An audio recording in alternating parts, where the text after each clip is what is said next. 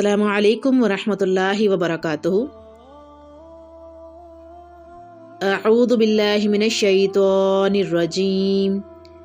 बिस्मिल्लाहिर रहमानिर रहीम। सूरह अल कौसर तदब्बुर पार्ट 2। आप तसव्वुर कर सकते हैं, आपने अपने हज के लिए पैसे दिए, अहराम खरीदा, घर वालों को खैरबाद कहा, मुआज़रत की सबसे, 3 फ्लाइट्स लेकर जद्दा पहुंचे और पासपोर्ट ऑफिस पे आपको आदमी कहता है आप वापस चले जाएं। क्यों? क्योंकि आप अमेरिका से हैं। अगर ग्रुप में कुछ 100 लोग भी हैं तो भी एयरपोर्ट पर काफ़ी मसला होगा।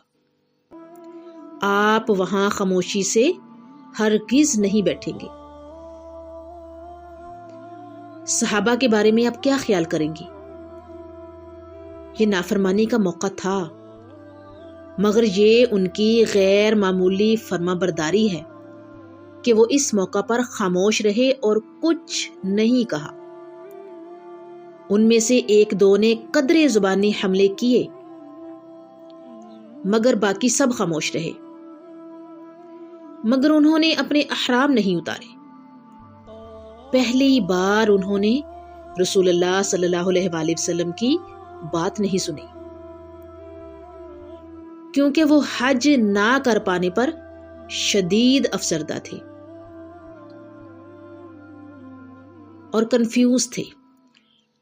कंफ्यूजन से मगलूब थे कि रसूलुल्लाह सल्लल्लाहु अलैहि वसल्लम ने ख्वाब देखा था कि वो हज करेंगे और अब वो कह रहे हैं कि वापस चलो, हम हज नहीं कर रहे।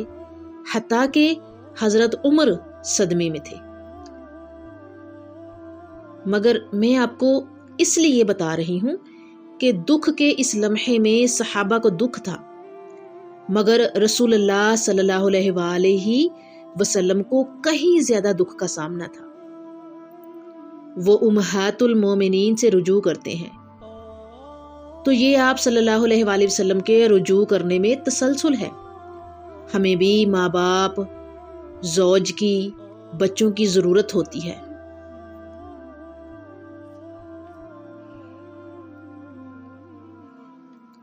आप माँ बाप और बच्चों के रिश्ते के बारे में सोचें। बच्चे को माँ बाप की ज़रूरत होती है, मगर दूसरी तरफ माँ बाप को भी बच्चों की ज़रूरत होती है। हम जब अपने बच्चे को उठाते हैं, हमारा ज़हनी तनाव कहीं दूर चला जाता है। उन्हें खुश देखना हमारे लिए खुशी का सबब होता है और ये बहुत गहरा ताल्लुक है, ख़ास तौर पर जब किसी शख्स ने बार बार अपने ख़ानदान को खोया हो। तो फिर सबसे ज़्यादा तकलीफ़देह चीज़ जो तसव्वुर में आती है वो ये है कि अपने बच्चे को खो देना, ख़ास तौर पर जब आपके पास कोई और भी ना हो और अब औलाद की नेमत मिलती है तो आप इस रिश्ते की कदर करेंगे। क्यों? क्योंकि आप खुद इस रिश्ते से महरूम थे। रसूलुल्लाह सल्लल्लाहु अलैहि वसल्लम माँ बाप के रिश्ते से महरूम थे और जब उन्हें बेटा अता होता है तो वो अपनी पूरी कोशिश करेंगे कि वो बेटे को बेहतरीन प्यार दे सके जो उन्हें खुद को मुयस्सर नहीं आ सका। उसके लिए भी तलाफी करने की कोशिश करेंगे। वो चाहेंगे वो चीज़ मेरे बच्चे को ज़रूर मिले। जैसे बहुत से लोग तालीम याफ्ता नहीं होते, वो तालीम हासिल नहीं कर पाते, उनका सबसे बड़ा ख्वाब ये होता है कि मेरा बच्चा तालीम हासिल कर ले। वो अपने बच्चे को वो देना चाहते हैं जो उन्हें खुद को मुयस्सर नहीं था। रसूलुल्लाह सल्लल्लाहु अलैहि वसल्लम के बेटे के साथ क्या हुआ था? वो दुनिया से कूच कर जाते हैं। ये रसूलुल्लाह सल्लल्लाहु अलैहि वसल्लम की ज़िंदगी का सबसे बड़ा सदमा था और एक रंज की कैफियत घर को घेरे में लिए हुए थी और इस हालत में लोगों से बात तक करना मुश्किल हो जाता है। लोग आते हैं, تعزیت کرتے ہیں، مگر پھر ایک وقت میں آپ صرف اکیلے رہنا چاہتے ہیں۔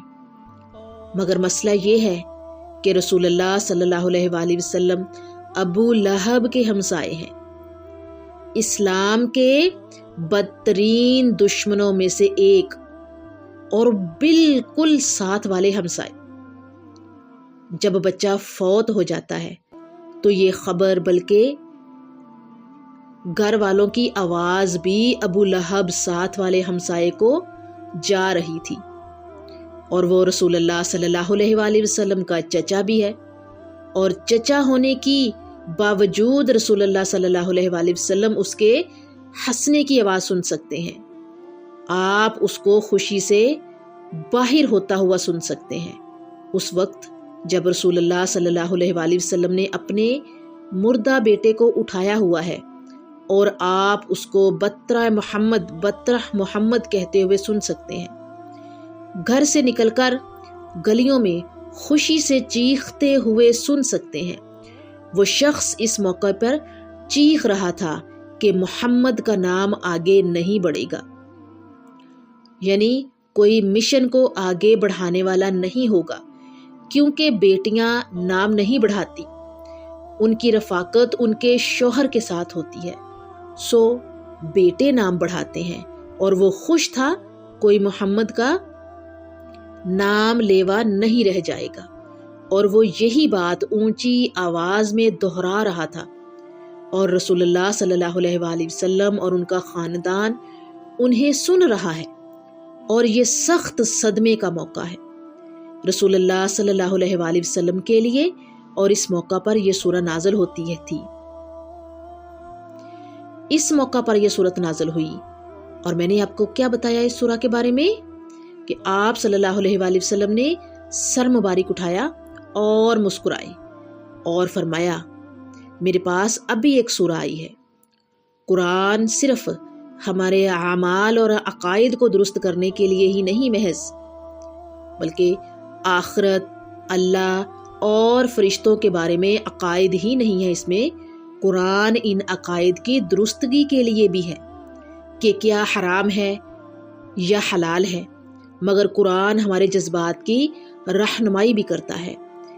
قرآن ہمارے جذبات کی رہنمائی کے لیے بھی ہے، ہمارے دکھ کی رہنمائی،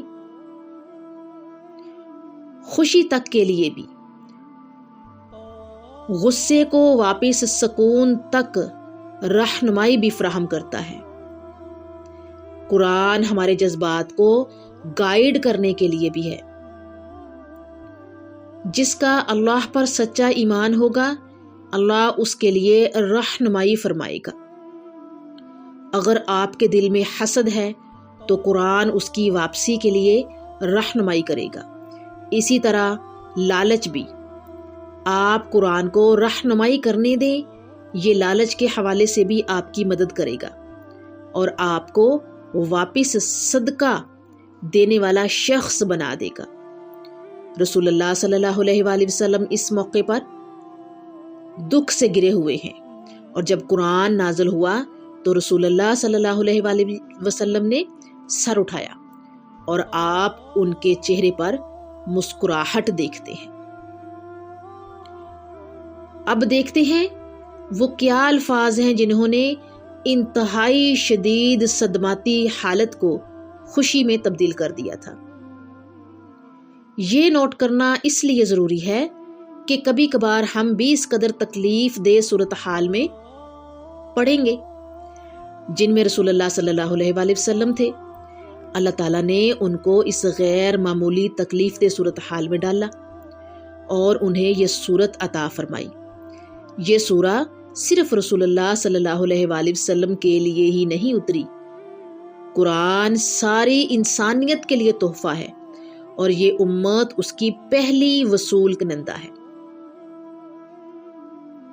یہ سورہ جو اتنی چھوٹی ہے کہ صرف اس وقت پڑھی جاتی ہے جب لوگوں کے پاس وقت کم ہوتا ہے، ہم اس وقت اس کی تلاوت کرتے ہیں جب ہم جلدی میں ہوں نماز پڑھتے ہوئے، مگر رسول اللہ صلی اللہ علیہ وآلہ وسلم نے اس سورہ کو وصول کرنے کی بڑی بھاری قیمت عطا کی تھی۔